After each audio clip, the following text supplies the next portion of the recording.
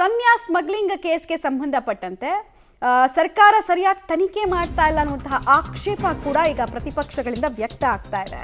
ಪ್ರಮುಖವಾಗಿ ಅನೇಕ ವಿಚಾರಗಳನ್ನು ಪ್ರಸ್ತಾಪ ಮಾಡೋ ಕೆಲಸ ಕೂಡ ಇಲ್ಲಾಗಿದೆ. ಏನೇನು ಅಂತ ನೋಡೋಣ. ಗೃಹ ಇಲಾಖೆ ಸರಿಯಾಗಿ ಕೆಲಸವನ್ನು ಮಾಡ್ತಾ ಇಲ್ಲ. ಜೆಡಿಎಸ್ ಶಾಸಕ ಸುರೇಶ್ ಬಾಬು ಅವರು ಗಂಭೀರವಾಗಿ ಆರೋಪ ಮಾಡ್ತಾ ಇದ್ದಾರೆ. ದಕ್ಷ ಅಧಿಕಾರಿಗಳಿದ್ರು ಕೂಡ ಸರ್ಕಾರ ಸರಿಯಾಗಿ ಅವ್ರು ಯಾರನ್ನೂ ಕೂಡ ಬಳಸ್ಕೊಳ್ತಾ ಇಲ್ಲ.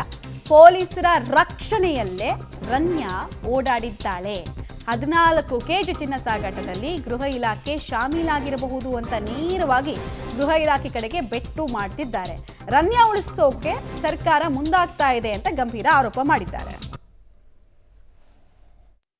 ಇವರು ಮುಂದೆ ಇವತ್ತು ರನ್ಯಾರಾವ್ ಪ್ರಕರಣ, ಇವತ್ತು 14 ಕೆಜಿ 200 ಗ್ರಾಮ್ ಏನು ಚಿನ್ನವನ್ನು ಸರಾಗವಾಗಿ ಪ್ರತಿದಿನ ಸಾಗಿಸ್ತಾ ಇದ್ದಾರೆ ಅಂದರೆ ಇದೆಷ್ಟು ಈಗ ಗೃಹ ಇಲಾಖೆ ಇದಕ್ಕೆ ಒಳಗಾಗಿದೆ, ಶಾಮೀಲಾಗಿದೆ ಅಂತಕ್ಕಂಥದ್ದು. ಇವತ್ತು CID ತನಿಖೆಯನ್ನು ವಾಪಸ್ ತಗೊಂಡು ಇವತ್ತು ಬೇರೆ ಒಂದು ತನಿಖಾ ಸಂಸ್ಥೆಯನ್ನು ನಿರ್ಮಾಣ ಮಾಡಿದಿರಿ.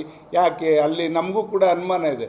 ಎಲ್ಲಿ ಹಿಂದೆ ರಾಮಚಂದ್ರರಾವ್ಗೂ ಮತ್ತು CIDಲಿದ್ದಂಥ ಅಧಿಕಾರಿಗೂ ಕೂಡ ಒಂದು ಯಾವುದೋ ತನಿಖೆಯಲ್ಲಿ ವ್ಯತ್ಯಾಸಗಳಾಗಿತ್ತು, ಅದಕ್ಕೇನಾದ್ರು ಇವ್ರನ್ನ ಬದಲಾಯಿಸಿದ್ರಾ ಅಂತಕ್ಕಂಥದ್ದು ನಮ್ಗೆ ಅನುಮಾನ ಇದೆ. ಇದನ್ನು CBIಗೆ ವಹಿಸಬೇಕು ಅಂತಕ್ಕಂಥದ್ದು ನಮ್ಮ ಆಗ್ರಹ.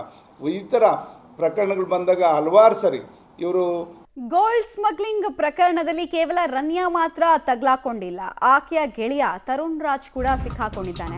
ಆತನ ವಿಚಾರಕ್ಕೆ ಸಂಬಂಧಪಟ್ಟಂತೆ ಕೂಡ DRI ಕಸ್ಟಡಿಯಲ್ಲಿರುವಂತಹ ರನ್ಯಾ ಗೆಳೆಯ ತರುಣ್ ರಾಜ್ಗೆ ಸಂಬಂಧಪಟ್ಟಂತೆ ಒಂದೊಂದೇ ಮಾಹಿತಿಗಳು ಕೂಡ ಬಹಿರಂಗ ಆಗ್ತಾ ಇದೆ. ರನ್ಯಾ ಆಪ್ತ ಗೆಳೆಯ ತರುಣ್ ರಾಜ್ ತೆಲುಗು ಸಿನಿಮಾದಲ್ಲಿ ಸಕ್ರಿಯವಾಗಿ ಗುರುತಿಸಿಕೊಂಡಿದ್ದಂತೆ. 3ಕ್ಕೂ ಹೆಚ್ಚು ಚಿತ್ರದಲ್ಲಿ ತರುಣ್ ರಾಜ್ ಅಭಿನಯಿಸಿದ್ದಾನೆ ಅನ್ನೋದು ಗೊತ್ತಾಗ್ತಾ ಇದೆ.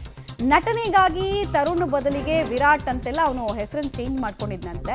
ಎಲ್ಲರ ಜೊತೆಗೂ ವಿರಾಟ್ ಅಂತಾನೆ ಈತ ಗುರುತಿಸ್ಕೊಂಡಿದ್ದಂತೆ. 2018ರಲ್ಲಿ ಪರಿಚಯಂ ಸಿನಿಮಾದಲ್ಲಿ ಹೀರೋ ಆಗಿ ಈತ ನಟಿಸಿದ್ದು ಕೂಡ ತಿಳಿದು ಬರ್ತಾ ಇದೆ. ಸಿನಿಮಾ ಮೂಲಕನೇ ನಟಿ ರನ್ಯಾ ಜೊತೆಗೆ ಈತ ಸ್ನೇಹವನ್ನ ಬೆಳೆಸಿದ್ದ.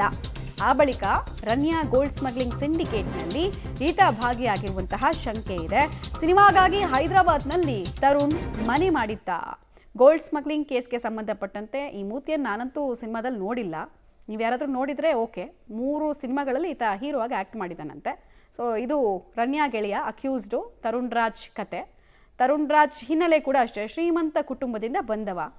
ಸಿನಿಮಾದಲ್ಲಿ ಕ್ಲಿಕ್ ಆಗಬೇಕು ಅಂತ ಪ್ರಯತ್ನ ಪಡ್ತಾ ಇರಬೇಕಾದ್ರೆ ಈ ಸಿಂಡಿಕೇಟ್ನ ಪರಿಚಯ ಆಗಿತ್ತು ಅನ್ನೋದು ಗೊತ್ತಾಗ್ತಾ ಇದೆ.